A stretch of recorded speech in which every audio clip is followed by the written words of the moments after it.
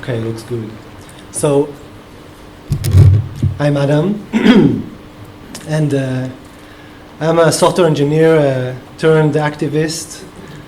I'm one of the co-founders of the Public Knowledge Workshop, as Mushon said.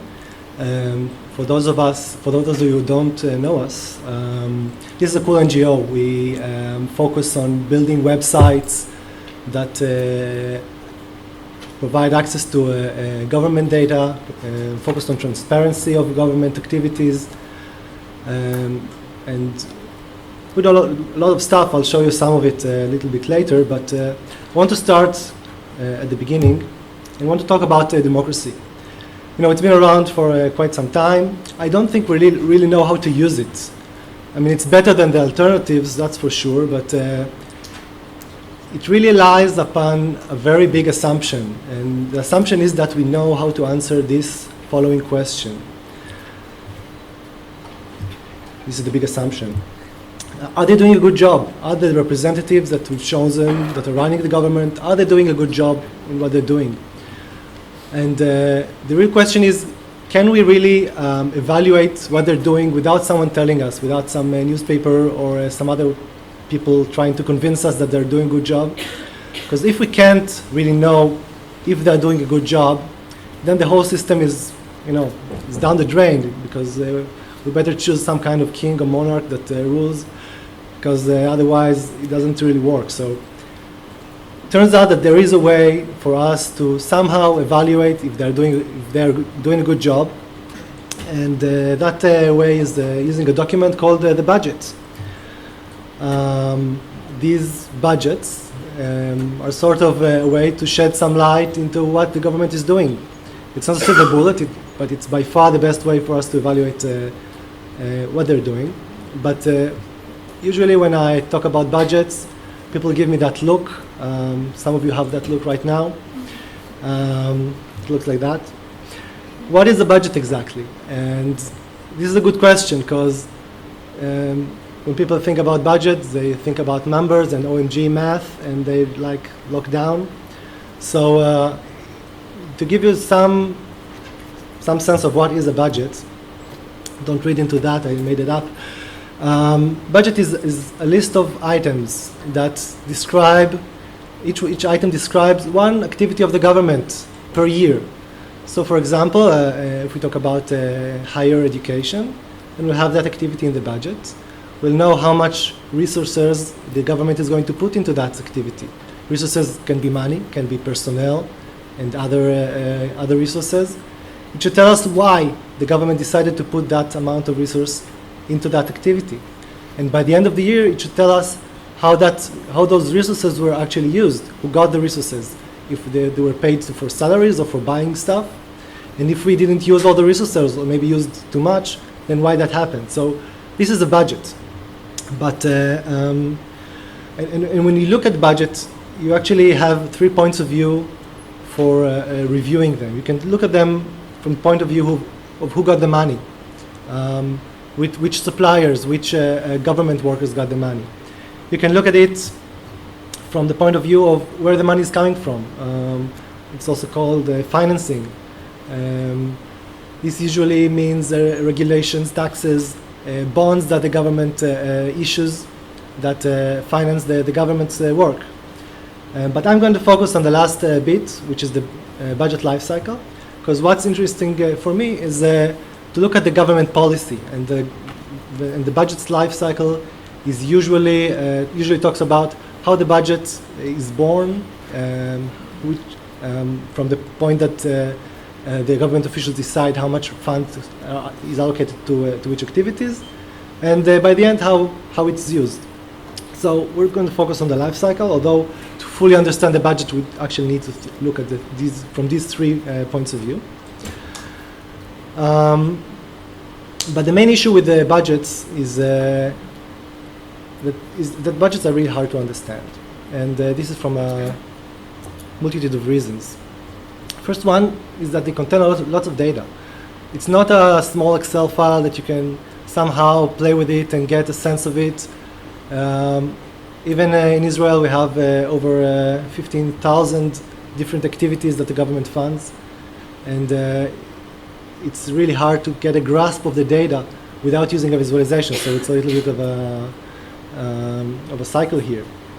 And this is only when looking at the budget. If you look at the spending data, which is all the suppliers that the government paid, then you get vast amounts of data. So this is one issue.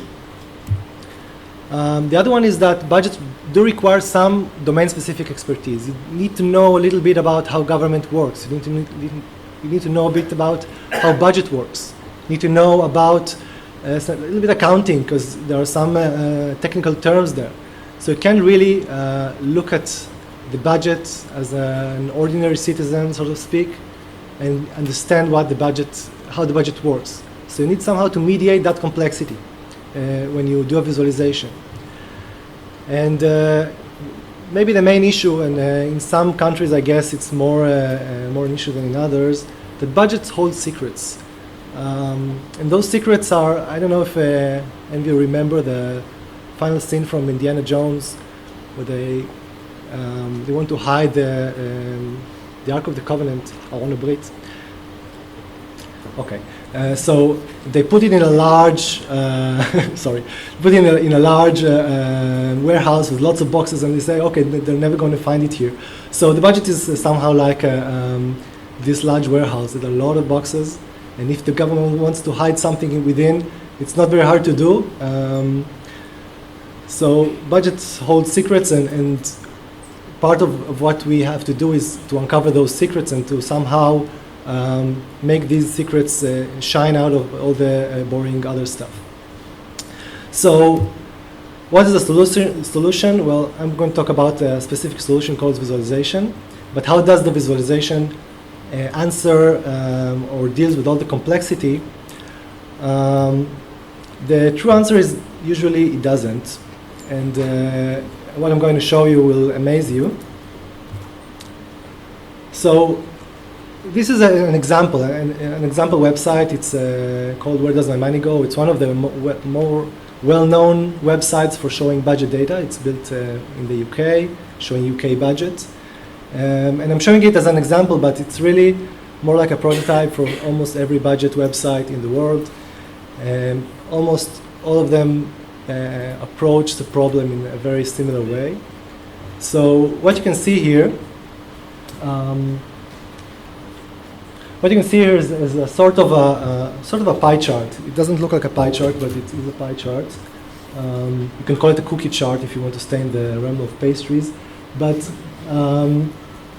what it shows you is the whole budget as a whole. It's a central circle, and then you can dive inside specific activities, and you can see how the whole is separated into specific activities. For example,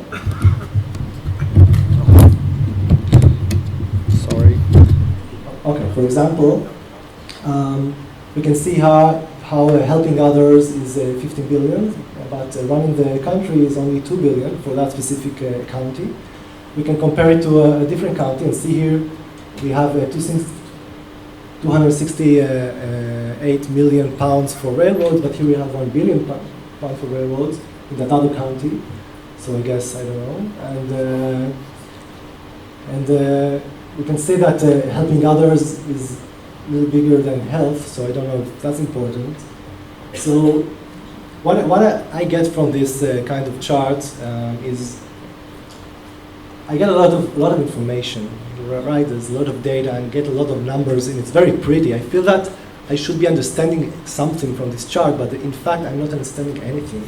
I'm really getting the feeling that if all that effort was made to make this data accessible and I'm not understanding anything, then either I'm very stupid or this is very complex and I shouldn't be doing that and I should go do something else. So in some way this chart is really discouraging me from trying to understand the budget, because I don't have any context or any way to evaluate if these numbers are actually correct. For example, if for example the amount of money for transport was double than it should have been, and the amount of money for helping others was half, I wouldn't have been able to know that, because it would have looked just the same. I don't know if the numbers are bigger than they should or smaller than they should. So this is a good example of being a bad example, actually. So you know what I mean. It's really almost useless, and I feel pretty comfortable trash talking this website because I made the same mistakes when I started handling budget data of Israel. I try to just throw in it all the visualization tools that I know and hopefully get something from it. And in fact, I only got the opposite. So what do we really want to know? What kind of answers do we really want the visualization to give us? And the previous sites didn't give us. So first of all, we want to know if this is a good budget. And good in the sense that it follows my values and my beliefs on what should be done in the country. This is one way to look at the budget, but another way is to look at the budget and ask: is this a professional budget? Are the assumptions that the budget is based on, are they correct? Are they taking too many risks or maybe not enough risks? Are the projections for income that are too optimistic or maybe too pessimistic? So was this done professionally? What changes did they make? I voted for a government to make some change. Did they introduce any changes? Did the changes that they make somehow in line with their promises? What if I voted for the other guys? What changes would they have made? And lastly, is there a way that I can affect the budget, somehow influence on what is done? This is what I want to know when I look at such a visualization. And I didn't get any of these answers when I looked at the very pretty website that I just showed you. So, what's missing? And when I talk about what's missing, there are actually three aspects that such a visualization needs to show in order to fully grasp and fully understand a budget. So, I'll talk about the three of them. First of all is, why is the structure of the budget like it is? When we talk about the structure, we saw that the budget is sort of like a tree. It has a root that is the entire budget for the country, but then it's split up to branches, for example, defense and maybe social services, maybe education. Inside education, you have higher education and the kindergartens, etc., etc. It's like a tree. So why does it look like it is? Who made that decision, and is that important? Secondly is how we arrived at the numbers. We saw 1 billion for railroads. Why is it 1 billion? Why not 2 billion? Why not half a billion? And the last thing that's missing is how does government policy is being reflected in those numbers? How does the values that the parties that form the government show in that budget? Because if they're not showing, then we could have voted for anyone. So I want to see exactly what they are doing to make a change. It's interesting whether I support them or not, because that's the main idea here. So let's start with the structure of the budget. And one thing important to understand, we can think about the budget, it's logical that we have education and defense, and right, it's a logical kind of separation, but most of the budget's structure is very much a political decision. And usually you would say, okay, form follows function. You have an education ministry, you have to have a budget item that funds the education ministry. But it also goes the other way around. For example, in Israel we have the Israeli Broadcasting Authority, and it usually is sort of a consolation prize for a minister that didn't get anything else, or sometimes Prime Minister wants to hold it close. So it moves from ministry to ministry. It doesn't belong to any specific ministry, but rather to the one that wants to be able to fund it and give it personnel. So this sort of function moves inside the budget according to all kinds of political decisions. Another example is the depth inside the budget.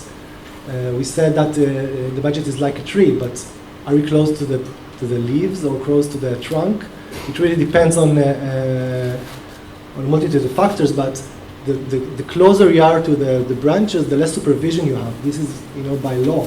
So if you want to fund an activity that you want it to be less supervised, you push it down the budget tree, all to the way to the branches. We're seeing it inside Israel's budget in various places. And well, there's another issue that sometimes activities get their own budget item. Sometimes activities don't. Sometimes they're like spread over the entire budget. If you want something to be somehow under the radar in a way that, oh crap. If you want something to be under the radar in a way that it would be very difficult for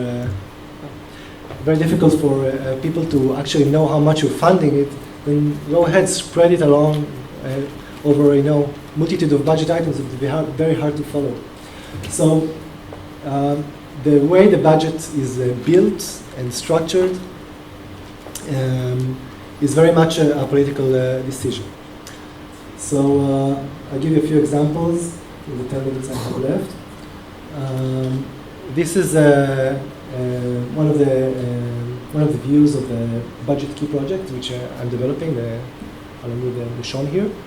So here we're seeing that each bubble represents one budget item, and the way we are somehow tackling the problem with the budget structure is that instead of looking at the budgets as a whole or separated to ministries, we can now group it according to some specific themes or categories. For example, social services. So if we want to know how much is going for social services as a whole, we can take a look at the entire group instead of just ministry by ministry and starting to sum them.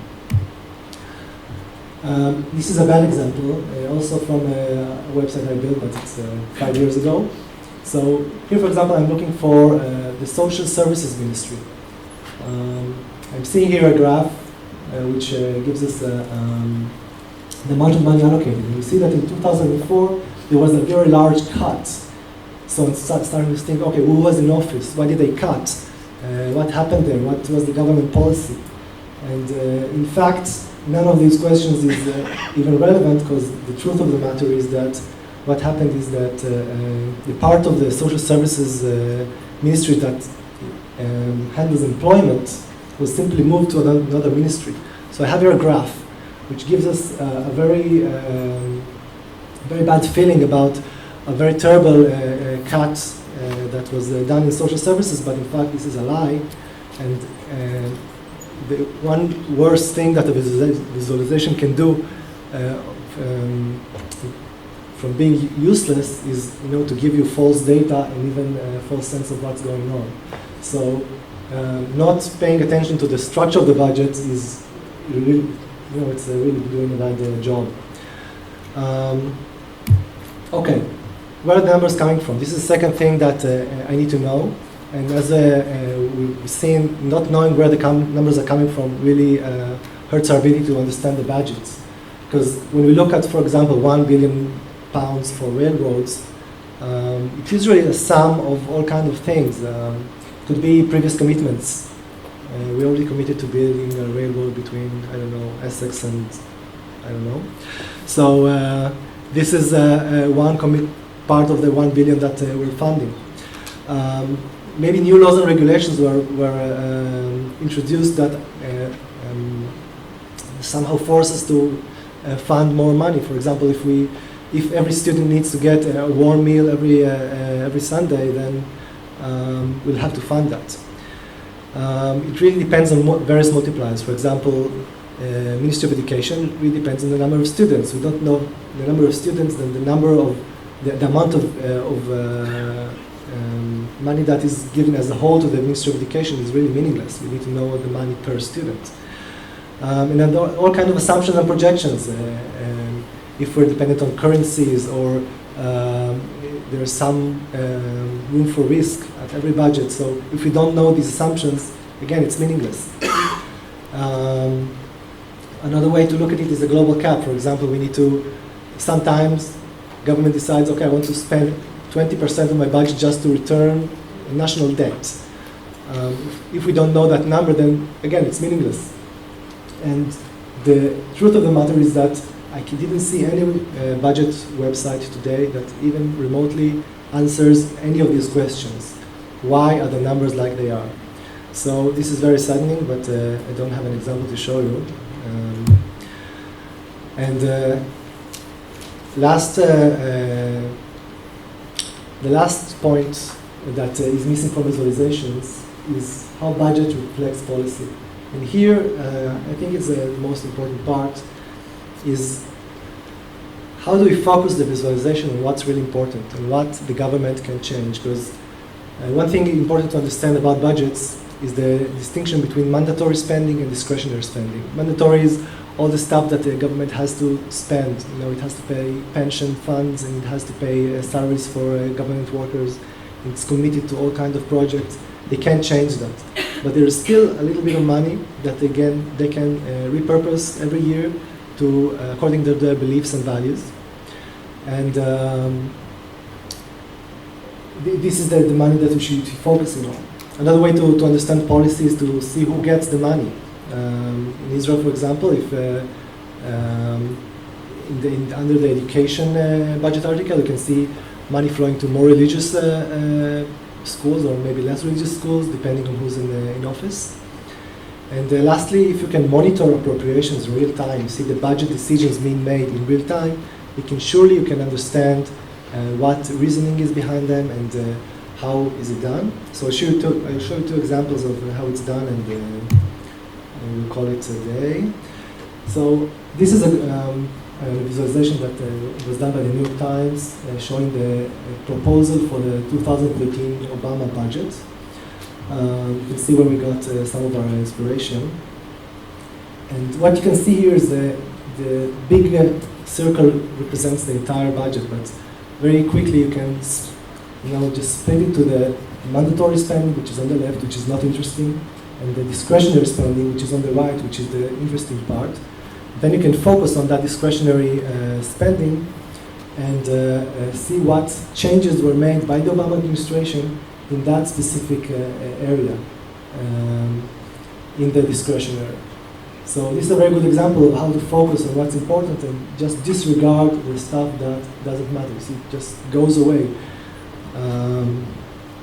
In Israel, we don't have that distinction, unfortunately. We have all the budget, but we don't know what's discretionary and what's mandatory. But we do have the system that after the budget is approved, it's being changed very thoroughly by the government. So in our visualization, we use that fact, and we show here what budget items got changed the most and got money. These are the red ones. And on the other hand, the blue ones on the bottom are the ones that got cut heavily and lost most of the money. And if we split or group this chart according to the categories, we can actually see which kind of which areas got cut the most and which areas got funded the most. For example, we can see that in our case, support for the elderly got cut, but maybe construction got funded during the year. So this is a way to show mandatory and discretionary spending.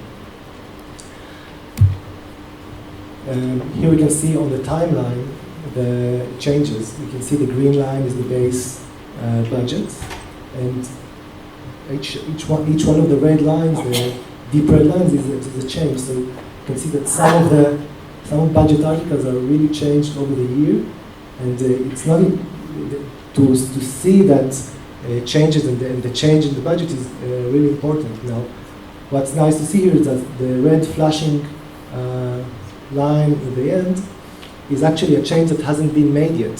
So I can voice my concern if I'm not happy about it, or I can show my support if I'm happy about it, and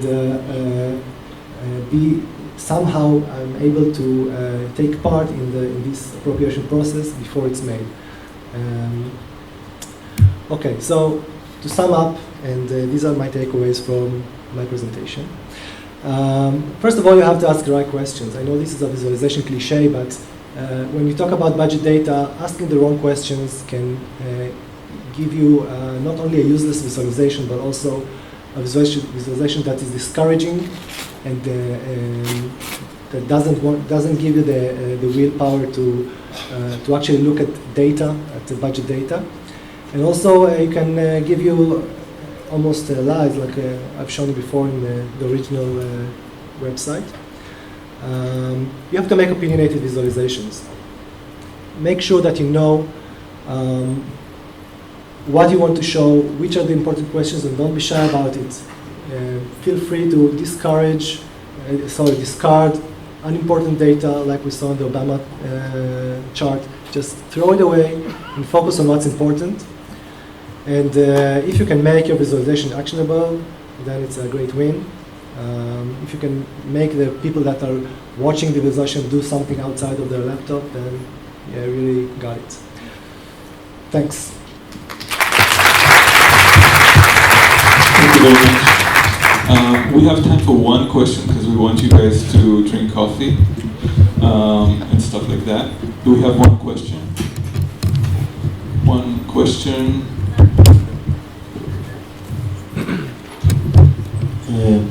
Hi, Adam. Hi.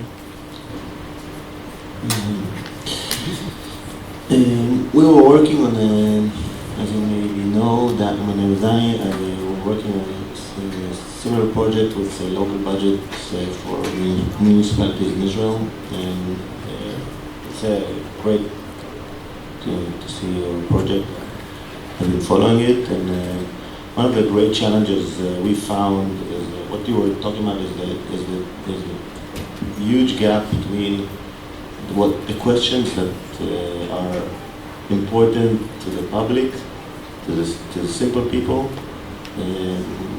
and the information that they can base their opinions on and make decisions, compared to what's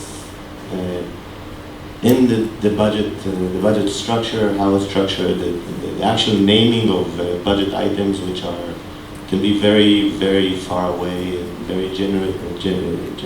And for example, like the budget of the Ministry of Interior versus the interest of the simple person of what's happening. So the education of my own children right outside of my house. So, and since you mentioned also that the government is using the budget also to manipulate and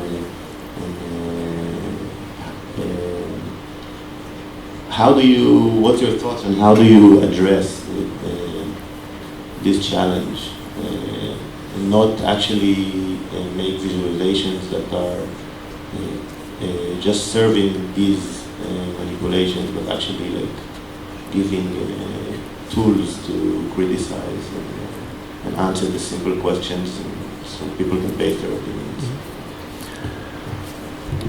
Okay, so I think that in such cases, showing the data alone will never be enough, because government can always give you bad data, and you have to have some kind of layer. You can call it annotation layer, you can call it user-generated content or expert-generated content, but you have to have some kind of data that really mediates some of the. You have to have some layer that mediates some of the data to a more understandable language. So in one of our projects, we actually had one of the major economic newspapers here help us and write explanations for all budget items, translating the government lingo into a more understandable lingo. But you can also have layers that are done by multiple parties, each one with its own point of view or maybe agenda. The fact that we're separating here, to social services ministries, it's also a point of view. You can argue that this separation is not the correct one, and maybe you want to do another separation. You want to focus on periphery, or maybe you want to focus on elderly people and how much they're getting. So you have to have some mediation layer, and I think it's becoming more and more important to be able to annotate the data and to be able not to just add text, but also to act upon it. For example, separate it, or maybe compare it to a different data set that is provided by users. So do some kind of analysis with context above the data, help you understand it. Thank you very much. So